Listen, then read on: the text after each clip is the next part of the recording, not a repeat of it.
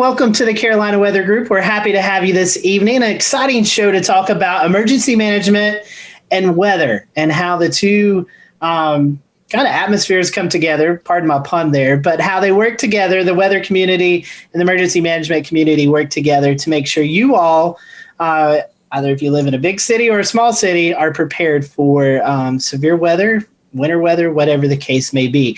Joining us tonight is a familiar face if you've been a longtime Carolina Weather Group fan, Miss Ashley Morris, Emergency Management Planner for Baltimore County in Baltimore, Maryland. So last we had Ashley on, she was in Texas, so she's moved closer to us. So that way, if we ever travel, we don't have to go out to Texas. We can just go up to Maryland. So Ashley, welcome back to the show. And we also have with us Felix Nance, who is the emergency manager for the city of Hominy, Oklahoma, just outside of Tulsa. So Felix and Ashley, welcome to the show. We're going to kind of give you Ashley, I know you've probably already answered this question a long time ago, but we'll give you the opportunity to answer again. It's a question we always start off our shows with. How did you get hooked up into this weather community, emergency management community? What kind of hooked you into wanting to choose this profession? So Ashley, I'll let you start and then we'll let Felix follow up. Sure. So I grew up being infatuated with weather, and really I got stuck in a thunderstorm when I was 6 or 7 years old and really scared. And my dad's friend who was with me, because we were outside, actually taught me how to count the seconds between the lightning and the thunder to kind of try to calm me down because I was just sitting there crying. And so after that, I remember just doing that during every single New Mexico thunderstorm that came around. And I would buy storm books, and I was just fascinated by weather. And so originally I wanted to do meteorology and do National Weather Service forecasting. And I went to Texas Tech University with that intent.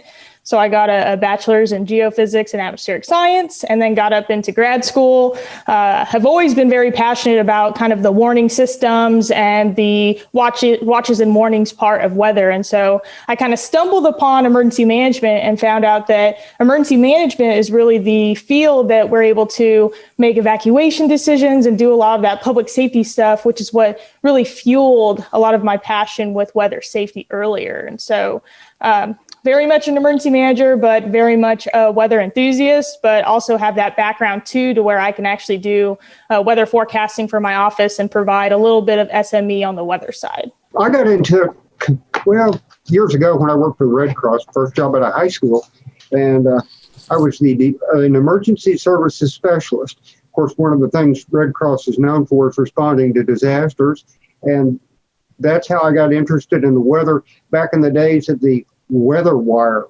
back when weather information came in on a teletype at something like 40 words a minute. So that was back very old school stuff, and it's just stuck. I've stayed with it, been a Skywarn spotter.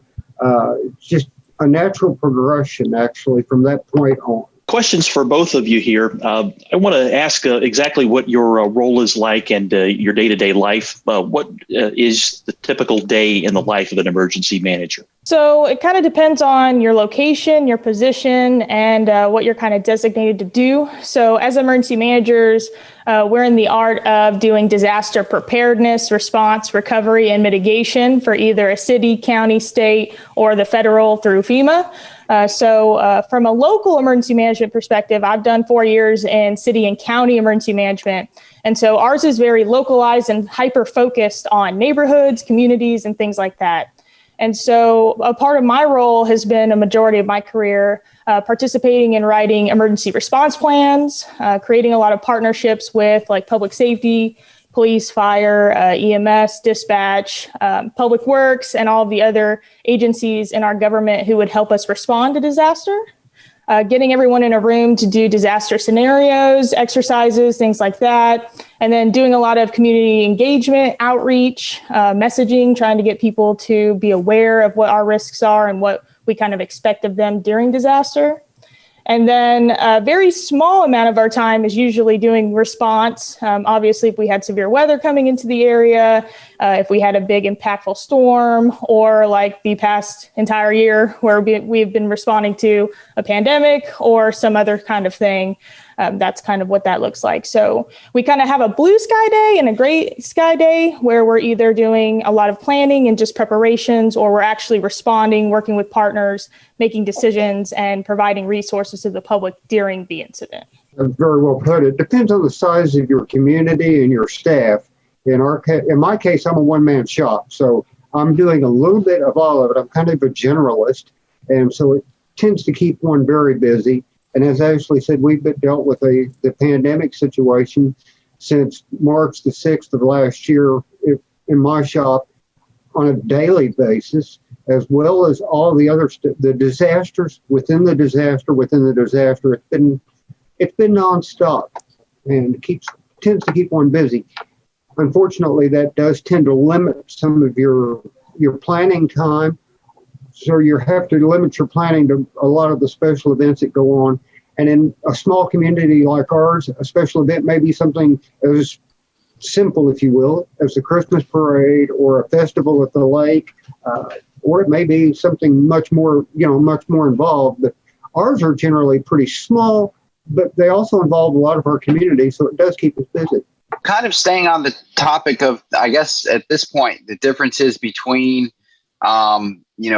being in a more rural area versus being in a bigger city. So you explained you kind of wear a lot of different hats there, Felix, and you're kind of generalist. When a disaster response or emergency response actually happens, can you kind of tell us a little bit more about how that works in those scenarios, who you turn to, and the process there? When you're a small community like ours, and let me give you a little quick lay of the land. Osage County is the largest county in the state of Oklahoma, larger than the state of Delaware, 2,400 square miles. We have the County Emergency Management Office. It has a staff of 2. We have the Osage Nation, an Indian tribe, which has a staff of 2, and myself. So basically there's 5 of us in the county. And we kind of work together to make things happen because we can't be everywhere all the time. So it's not terribly uncommon for me to go to another city to assist or to assist the county because of the lay of the land and the lack of personnel. You're dealing with mutual aid situations on a regular basis where you have the county has 57 volunteer fire departments.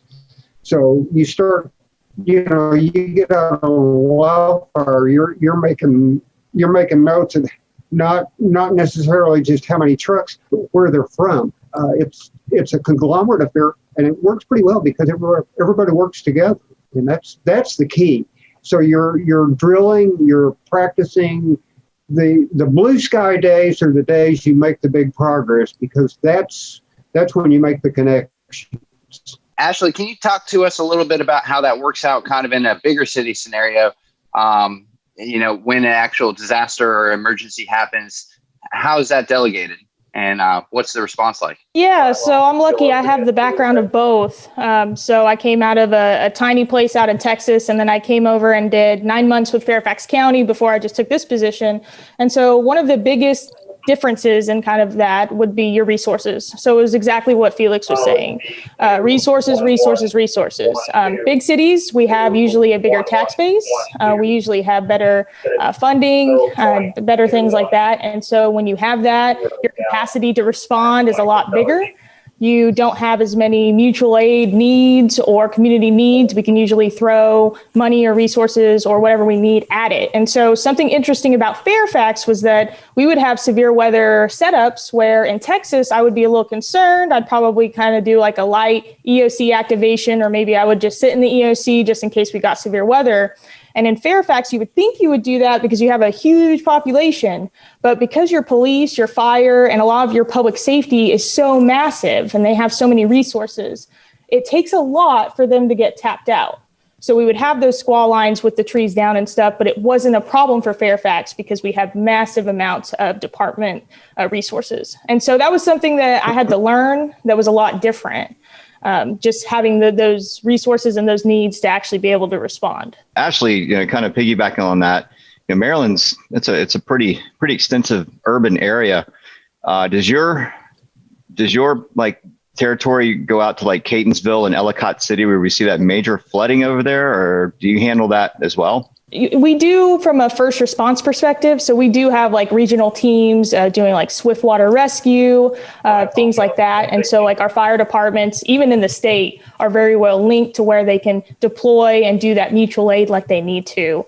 From OEM and from Baltimore County, so I'm kind of back in one of those smaller roles being with the county. We're just establishing our program. So it's me as a planner and then a couple of fire personnel. And so depending on what the threat is and depending on what the threat would be to my county, we would probably sit back and make sure that Baltimore County would be okay. And then if they needed OEM support, we definitely would offer that. Luckily, we have a great state emergency management agency that keeps us all connected. We have EMAC, which is the emergency management agency compact where they send out a mutual aid and things like that. And so we have an ability in the state to help each other when we need to. Now enter the COVID-19, right? So we're getting the next topic here. Obviously, we're going to have to, ask about, the challenges, right? So 2020, you had a whole nother set of challenges every EMS entity across the country had to deal with. Now you've got social distancing and all kinds of things that you have to deal with. So I'll let you go first, Ashley, on what your efforts are, what in Baltimore, how you handle COVID-19, how you handle disasters with that layer of complexity. Yeah, so I'll speak again kind of on Fairfax County. So we're a bigger jurisdiction. We have a pretty big public health, and it is a county public health agency where that's a lot different from other counties in Virginia because they actually have a state program. So we have state public health and a county. So we were able to have more county resources to throw at it. Because it is a disease or an epidemic or a pandemic, that's all going to be related to public health. So they're going to be the lead agency. As OEM, we're just offering our support. So, we run logistics, maybe ordering PPE, maybe doing any other kind of needs. They needed a lot of testing site materials like tents, tables, and that stuff. So OEM played a really big role in setting up logistics for the EOC and actually ordering and deploying the stuff based on their needs. We would help them with planning efforts. Obviously, they are the subject matter experts, though, so they would lead a lot of what the plan would look like, but we would help kind of support that and offer them staff, offer them really whatever they needed. It was very interesting with Fairfax because, like I said, we were very big. Even our OEM was 20 people. And so we had a huge capability and a huge amount of people to where we could spread people out. We had a ton of different NGOs or nonprofits that would actually plug in and help us with food donations, mass donations, and doing a lot of the other needs that we might have for our residents. And so it really has been an all community effort from everybody responding to this. And it's really important, too, because Fairfax is 1.2 million people. And so it's a massive county. Well, it's pretty much the same as Ashley, but some of the interesting things, we had a lot of PPE come in for the schools. We've got 12 school districts in those separate school districts in Osage County. We had a 6-county area that got together at a pod, picked up all the stuff for the local Osage County, brought it back to Hominy and sorted it here, and then distribute it to the schools. So there's an awful lot of work that goes on behind the scenes that people don't see and things like that. Then one of the most interesting things, we've been working with our senior citizen center here. They cannot have in-person meals or in-person feeding in the senior citizen center. And they've had trouble getting disposable trays and other supplies that they need. They turn to emergency management, and we pull rabbits out of hats and get them the things they need to help feed our senior citizens. So there's a lot of unusual things that small towns do that the big cities may or may not do, or the people may or may not see, or they may or may not be unusual for them. I mean, picking up the phone and ordering a specific item in a big town is not unusual. In a small town, it may take some doing to get certain items.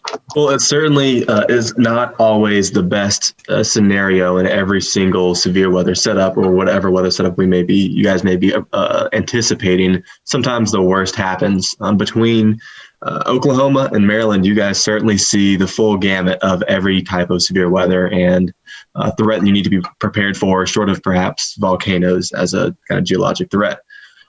When you guys have to make the hard decisions, which I'm sure you certainly do, what goes into that emotionally? And when you just have to make that decision, how do you do that? Ashley, I guess we'll start with you. If we're making response decisions, it's always going to be priority based. And typically we put lives as number one always. And so any kind of action that we're taking, whether or not it's even in preparedness, but even in response, we're going to try to do what we can to save as many people that we can, and then also stabilize. So it goes lives, and then property, and then economic recovery and economic stabilization. So it is really challenging. I think that there are some situations where, you might be faced with a really tough decision, like, for instance, a dam. You might have a dam that could break, and if it breaks, it might flood 2,000 homes, or you might have to do the emergency release, and it might flood a neighborhood. That's a really hard decision to make, but I think that we tend to kind of err on trying to protect as many people as possible, and usually we can kind of have that support from our community in advance. But yes, we are faced with very difficult decisions in a lot of our incident management. Felix, I'm sure that you know just about everyone in Hominy, and everyone knows you. With a 2,000 person town, it's a lot more personal than perhaps it may be with the 1.2 million, I believe it was, in Baltimore. Does that sometimes weigh on you when you see disasters unfolding in your area? It absolutely does, because the chances are, if you don't know the people personally, your kids knew them or went to school with them. So yeah, they're not strangers by any stretch of the imagination. They're your friends and neighbors. But that's also part of the strength of the community, because they are friends and neighbors, and the community bands together. A lot of what we do is, in a situation with a storm, is the pre-storm warnings and get the information out. In the response phase, we leave that to fire and EMS for the rescue part and law enforcement. But we're also out there with them, and not just the day of the event. We're out there with them for a long period of time afterwards. We had a flood in May of 2019 that affected 71 homes and 9 businesses in our town. And I told the city manager, I said, "You've signed on for the long haul. We're going to be at this a while. We're still we're just now starting into the mitigation phase of that." But part of it is you were working individually with each family. And as we were doing debris removal, I told the guys, I said, "Now, break this stuff out with the backhoe, out into the street, scoop it up, and put it in the truck." I said, "I want you to remember, that's someone's life you're taking away in the truck. It's not debris, it's not junk, it's not trash until you get around the corner. It's their life." And they all looked at me like, "Never thought of it that way." I said, "Yes, that's everything those people own in some cases. And it's right there in a pile in the front yard, and you're taking it away. They're starting over from zip." So it changes your perspective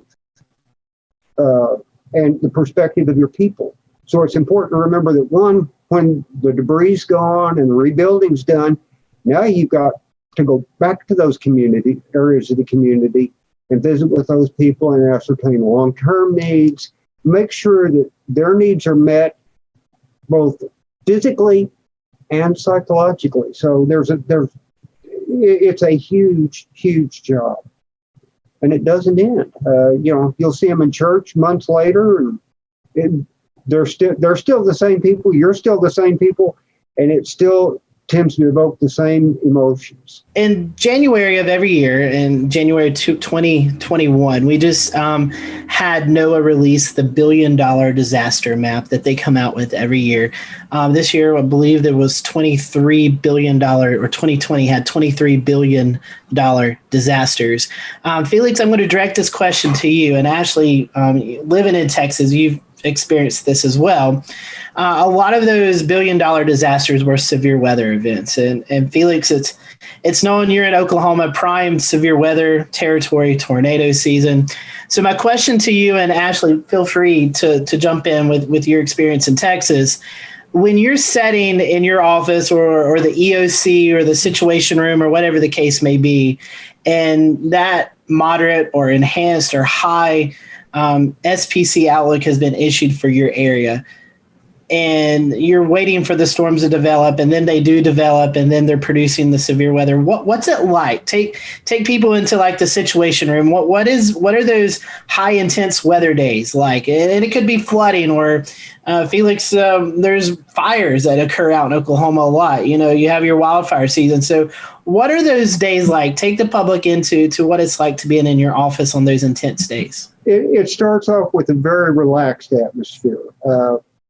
They give me a hard time because they'll see me come in and my arms will be behind my head and my feet will be propped up, and I'll be watching radars and chat and different social media sites. And as the storms develop and approach what we call the I-35 corridor, which if you've been to Oklahoma, you're familiar with that. That means they're coming towards us. We're watching the WFO in Norman, which is our adjacent counties to the west, but that's only 20 miles. So I'm picking their brain by reading chat to see what they're seeing in the storms, plus the weather forecast office in Wichita, which borders their county's border is on the north, plus what my WFO in Tulsa is saying. So we're stirring all that together. The intensity level just starts to ramp up. The closer the storms get, the more information you get, the worse they get. The intensity kind of tends to ramp up to a point. Right now, all the fluorescent lighting's on and everything. As the situation gets worse, the radios kind of get turned down. The lights actually get turned down. We have a different lighting setup that we use when that happens to not have bright fluorescent lights. They're toned down on a dimmer, and the noise level goes down. Inversely, as the intensity level goes up, the light level goes down. It's kind of a marked change, and it's like hard to describe, but the quieter it gets, the higher the intensity level, and it kind of just peaks at that point. And it's one of those things where you're sitting there watching and waiting, expecting the absolute worst and praying that, this is one forecast you could bust, and I wouldn't mind. But you mentioned the high levels. That's kind of one of the keys. You're watching the SPC forecast days out to see what they're thinking. You're watching the local WFO stuff and their decision support page. It's a team effort. No one's sitting there making a decision on their own without a lot of base knowledge coming into them. Yeah, and I kind of agree with that too. So doing a ton of different severe weather events in Texas, but also a couple of hurricanes, Hurricane Harvey activation, though we got lucky with it. And then had some activation up here for one of the storms from last year. And so really it all kind of starts with a lot of briefings and a lot of meetings and a lot of conference calls. We're really trying to talk to our partners, our first responders and the entire county, getting people prepared and ready, trying to get us all on the same page. So in the event that we actually do have to spring forward on a decision, we're all there on the same page. We will open up the EOC. The Emergency Operations Center is basically a giant conference room. We've got screens all over the walls. We put weather radar up on the screens. We put all the different news agencies, local news, national news, all kinds of things for situational awareness. And then it's really just a waiting game, just like he said. So kind of staying in touch with National Weather Service through chat, looking at the latest SPC products, also watches that come out, making sure that we're pushing that to the public because we're trying to get the public to take action on their own before the storms come in. And then also using social media to do a lot of that communication as well. And then once the storm comes, there's kind of that it's like a uncertainty of what's going on. Like you're kind of lost in the dark because you're sitting in an EOC and there's a storm hitting your entire city or county or jurisdiction. And so you're trying to assess all the weather data and you're talking to your weather partners and you're trying to talk to dispatch and your first responders out there, but you still feel blind. You can't see exactly what's happening out there. And so we're kind of frantic at that point, trying to just find storm reports, trying to get on social media, trying to see if we can get any kind of hint of what kind of damage is going on at the surface. And then once we kind of have a better idea of that, we can start to make those decisions like damage assessment. But we had one storm that came in and we were able to collect all of those storm reports, but we had the media coming up from Austin. And so we had to peg our county PIO to get them prepared for interviews and different things like that. So there is quite a bit of adrenaline that comes with that. And then also somewhat of a lack of certainty of what decisions you're going to be making a short amount of time right after the storms. One of the unusual things about it, we both talked about the physical bricks and sticks EOC. The other side of that coin is as you move into the response mode, someone once asked, where's the EOC? And they said, wherever the emergency manager drops the tailgate of his pickup. Because in fact, the EOC may, as a sticks and bricks facility, may turn out to be the tailgate of your pickup next to the incident command post. When you have limited resources and your supervisors are working supervisors dealing with the issue, it may be more beneficial to have the event run from the field for a period of time than off-site.